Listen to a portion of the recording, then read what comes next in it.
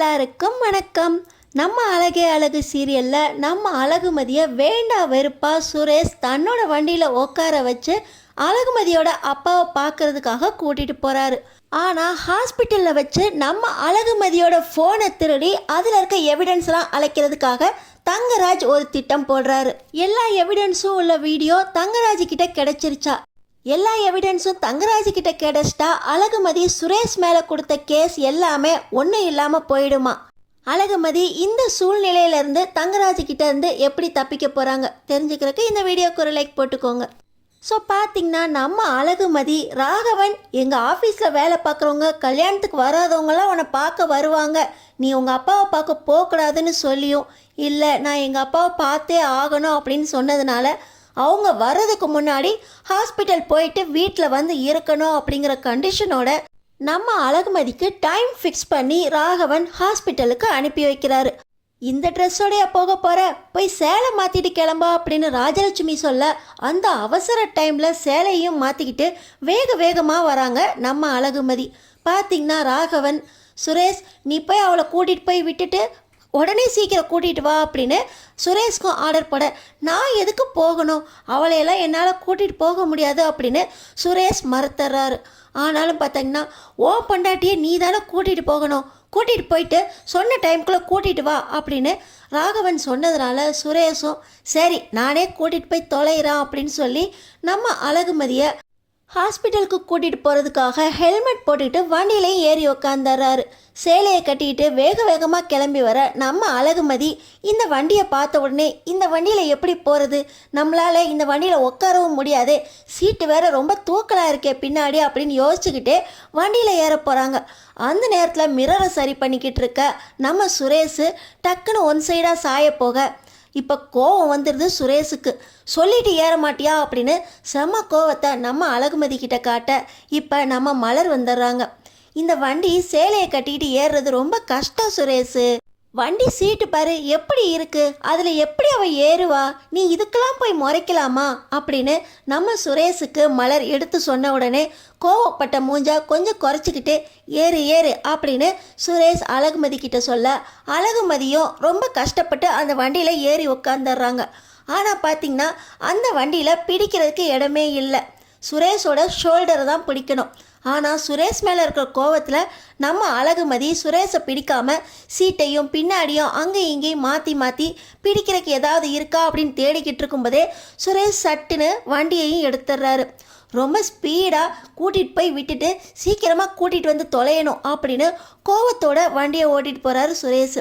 இவங்களுக்கு இங்கே சேலையை கட்டிக்கிட்டு பிடிமானமும் இல்லாமல் எப்படி உக்காரதுன்னு யோசிச்சுக்கிட்டே அங்கே இங்கே தடுமாறிக்கிட்டு இருக்க சுரேஷ் ஷோல்டரை பிடிக்க போக சுரேஷ் செம்ம கோவத்தில் இருந்து அந்த கையை தட்டி விட போக நம்ம அழகுமதி வண்டி போன வேகத்தில் அப்படியே கீழே விழுந்துடுறாங்க.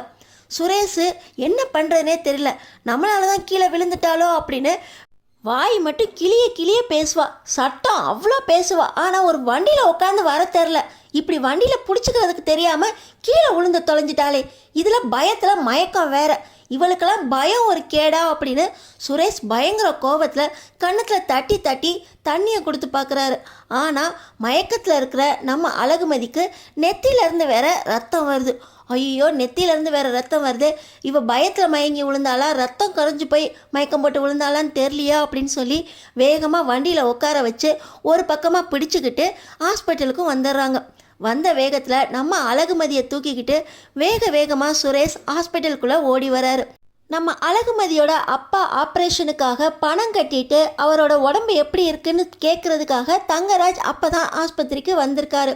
இதே நேரத்தில் தான் ராகவன் சுரேஷும் அழகுமதியும் அவங்க அப்பாவை பார்க்குறதுக்காக கிளம்பி வராங்க அப்படின்னு தங்கராஜுக்கு ஃபோன் பண்ணியும் சொல்லியிருக்காரு.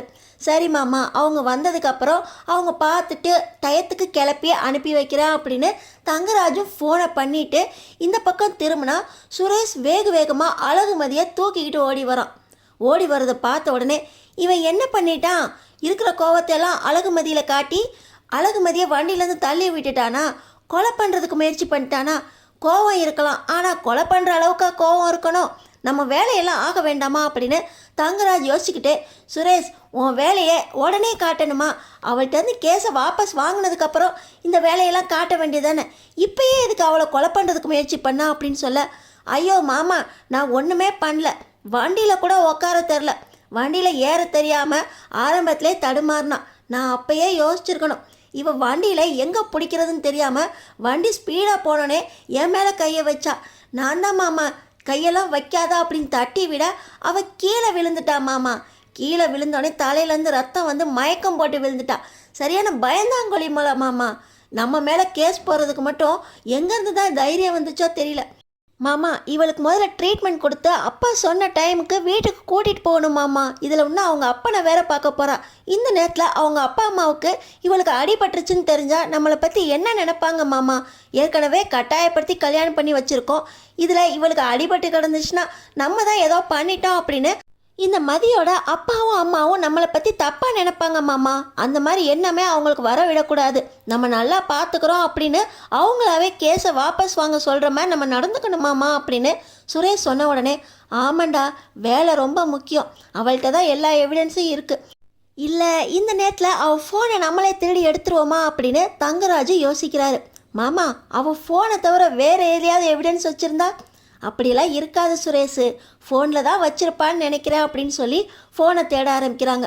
மாமா இவ ரொம்ப நேரமாக மயக்கத்தில் இருக்கா, முதல்ல ட்ரீட்மெண்ட் பார்த்துடலாமே அப்படின்னு சுரேஷ் யோசிக்க, இருடா மாப்பிள்ள முதல்ல அவள் ஃபோன் எங்கே இருக்குன்னு பார்ப்போம் அப்படின்னு சொல்லி ஹேண்ட்பேக்கை உருட்ட போக அந்த நேரத்தில் ரத்தம் வர்றதை பார்த்து அங்கே வர டாக்டர்ஸ், முதல்ல இந்த பொண்ணை அட்மிட் பண்ணுங்கள், என்ன பேசிக்கிட்டு இருக்கீங்க அப்படின்னு சொல்லி நம்ம அழகுமதியாக அட்மிட் பண்ண வச்சிடுறாங்க. கரெக்டாக இந்த நேரத்தில் வந்துட்டாங்களே, ஃபோனை தேடலான்னு பார்த்தா அப்படின்னு சொல்லி தங்கராஜ் ஃபோனை நம்ம அழகுமதியோட ஹேண்ட்பேக்கில் தேட ஆரம்பிச்சிடுறாரு. நம்ம சுரேஷும் இதுதான் சமயம் அப்படின்னு ட்ரீட்மெண்ட்டுக்கு விட்டுட்டு நம்ம அழகுமதியோட ஃபோனை செக் பண்ணுறாங்க. பார்த்தீங்கன்னா ஹேண்ட்பேக்கில் தான் நம்ம அழகுமதியோட ஃபோன் இருக்குது. அப்பாடா ஃபோன் கிடச்சிருச்சு, முதல்ல எவிடன்ஸ்லாம் அழைச்சிருவோம் சுரேஷா அப்படின்னு தங்கராஜ் அந்த ஃபோனில் லாக் எடுக்க போக அதில் பார்த்தீங்கன்னா ஃபேஸ் லாக் இருக்குது. ஐயோ அழகுமதியை இப்போ தானே ட்ரீட்மெண்ட்டுக்குள்ளே கூட்டு போனாங்க, ஃபேஸ் லாக் போட்டு வச்சுருக்காளே, சரியான சதிகாரியாக இருக்கா அப்படின்னு சொல்லி தங்கராஜ் ஃபேஸ் லாக் எடுக்கிறதுக்காக அழகுமதி கிட்ட போய் அழகுமதியை ஃபேஸை காட்ட வைக்க போகிறாரு. பார்த்திங்கன்னா அதுக்குள்ளே நம்ம அழகுமதி கண்ணு முழிச்சிடுறாங்க. எந்திரிச்சவங்க வேக வேகமாக பதட்டத்தோட அப்பாவை பார்க்கணும் அப்படின்னு சொல்ல, பக்கத்தில் இருக்க நர்ஸும் உனக்கு அடிபட்டிருக்குமா, முதல்ல உனக்கு ட்ரீட்மெண்ட் பார்த்துட்டு நீ போய் உங்கள் அப்பாவை பாரு அப்படின்னு சொல்லி நெத்தில் கட்டு போட்டு விடுறாங்க. நெத்தியில் இருக்க கட்டோட நம்ம அழகுமதி ஹேண்ட்பேக்கை எடுத்துக்கிட்டு அவங்க அப்பா அம்மாவை பார்க்க போக பார்த்தீங்கன்னா ஃபோன் கையில் இல்லை. தங்கராஜ் பக்கத்தில் இருக்கிற ஒரு கையில் நம்ம அழகுமதியோட ஃபோன் இருக்கிறத பார்த்து, என் ஃபோன் உங்ககிட்ட எப்படி வந்துச்சா அப்படின்னு சொல்லி அந்த ஃபோனை வாங்கி வேகமாக உள்ளே போட்டுக்கிட்டு அவங்க அப்பா அம்மாவை பார்க்க போயிடுறாங்க. இப்போ சுரேஷ், நல்ல சான்ஸை மிஸ் பண்ணிட்டீங்களே மாமா, ஃபேஸ் லாக் தானே, பேசாமல் அதில் இருக்க மெமரி கார்டை கழட்டியிருந்தீங்கன்னா கூட வேலை முடிஞ்சிருக்கும். பாருங்கள் இப்போ அவள் ஃபோனை வாங்கிட்டு போயிட்டா அப்படின்னு சொல்லி சுரேஷும் தங்கராஜும் ஏமாற்றத்தோட இப்போ அழகுமதியோட அப்பாவை பார்க்க போக நம்ம அழகுமதி அவங்க அப்பா அம்மாவை பார்த்து, என்னால் அங்கே இருக்க முடியல அப்படின்னு புலம்பிட்டு அந்த டைம்குள்ளே மறுபடியும் வீட்டுக்கு போகணும் அப்படின்னு சொல்லிட்டு வீட்டுக்கு மறுபடியும் சுரேஷோட கிளம்ப போக சுரேஷும் தங்கராஜும் தான் ஏமாந்து போயிடுறாங்க. இந்த சுரேஷையும் தங்கராஜையும் நம்ம அழகுமதி எப்படியெல்லாம் சமாளிக்க வேண்டி இருக்குது, என்னென்ன நடக்க போகுதுன்னு தெரிஞ்சுக்கிறதுக்கு நம்ம சேனலை சப்ஸ்கிரைப் பண்ணி தொடர்ந்து பாருங்கள்.